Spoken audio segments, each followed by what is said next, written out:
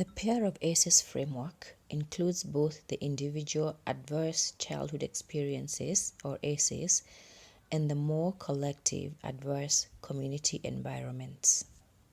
Adverse childhood experiences, or ACEs, are potentially traumatic events that occur in childhood.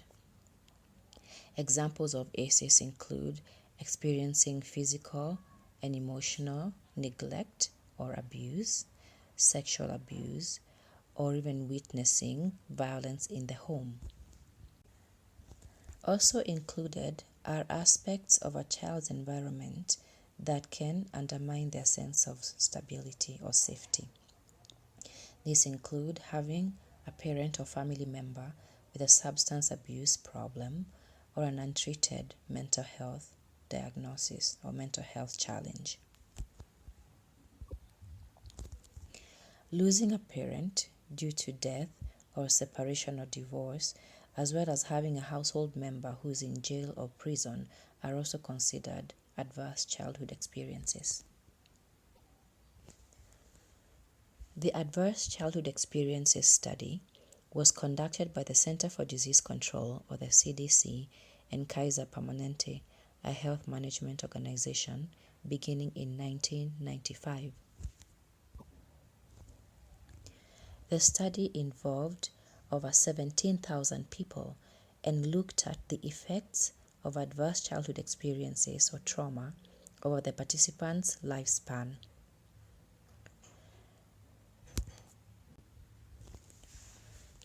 The study results showed that there was a relationship between ACEs and an increased risk of neurological, physiological, psychological, and social difficulties in adulthood.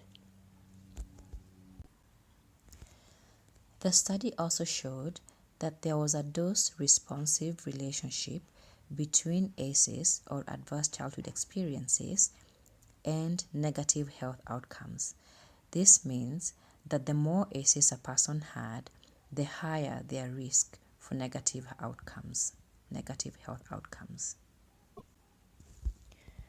When trauma occurs during critical periods of our development, it can affect us differently depending on our stage of life. For example, a baby will be differently affected by the death of his parents than an adolescent or someone in their middle age. As the number of adverse childhood experiences increases, so does the risk for health and wellness problems.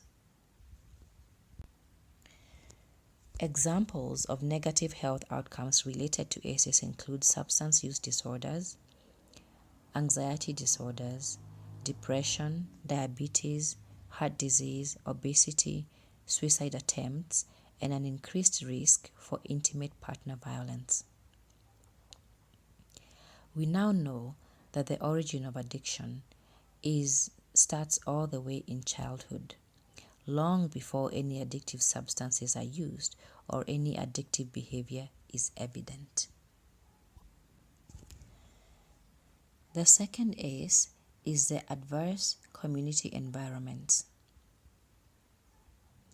The addition to the original framework was advanced by the Building Community Resilience, or BCR, and is called the Framework for Addressing Adverse Childhood and Community Experiences, the Building Community Resilience Model.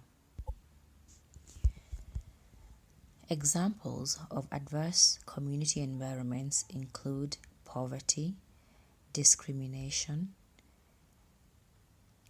community violence, poor housing quality and poor housing affordability, lack of economic opportunities, as well as community disruption. The impact of trauma extends beyond the individuals who directly witness or experience the violence. Trauma is also produced by structural and cultural violence, which prevents people and communities from meeting their basic needs. The result is both high levels of trauma across the population and a breakdown of social networks, social relationships, and positive social norms across the community, all of which could otherwise be protective against violence and poor health outcomes. Can you think of how a childhood adversity was compounded by adversity in your community as you were growing up?